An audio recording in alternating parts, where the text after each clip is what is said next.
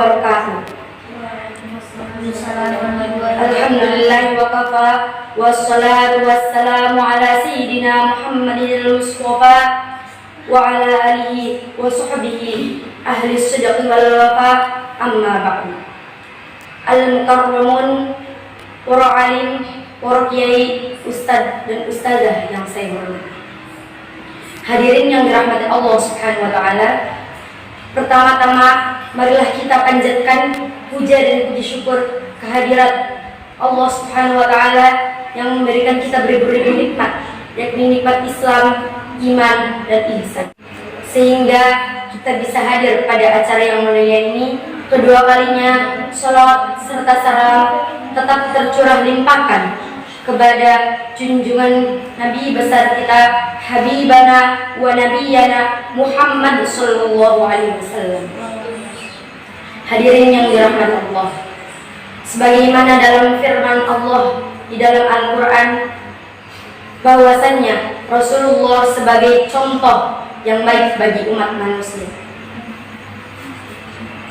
A'udzu billahi minasyaitonir rajim. Bismillahirrahmanirrahim. Laqad kana lakum fi Rasulillahi uswatun hasanah. Uswatun hasanatun liman kana yarjullaha wal yawmal akhir wa dzakarallaha katsiran. Surahul Azim.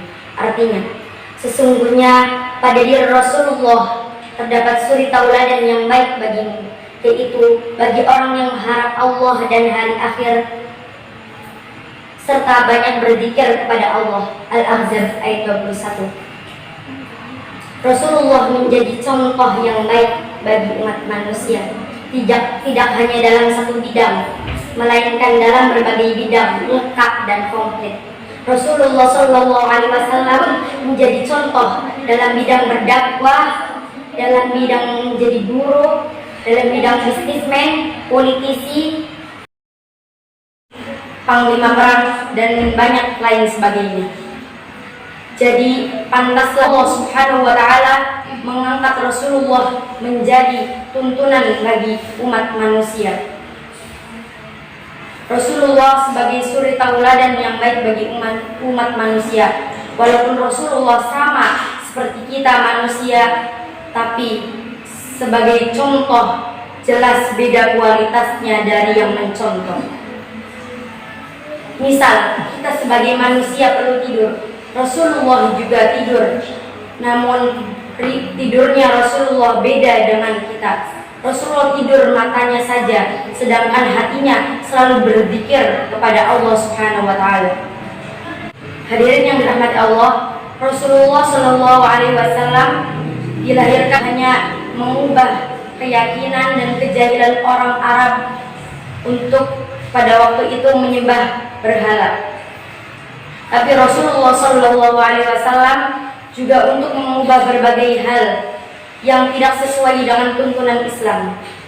Rasulullah begitu gigih untuk memperjuangkan perubahan tatanan sosial, hukum, dan budaya untuk kesejahteraan dan keadilan bagi umat manusia. Namun dalam perjuangan Rasulullah Shallallahu Alaihi Wasallam mengedepankan keluhuran tata krama sehingga Islam tersebar ke seluruh penjuru dunia dengan waktu yang relatif singkat. Ini contoh Nabi dalam bidang dakwah, bahwa sebagai pendakwah kita harus memperjuangkan untuk mengubah pola kehidupan masyarakat yang tidak sesuai dengan ajaran dan budi pekerti yang luhur, sehingga dakwah kita akan mudah diterima oleh masyarakat. Dalam kehidupan berkeluarganya, beliau sangat mencintai istri-istrinya dan sangat menghormati istri-istrinya.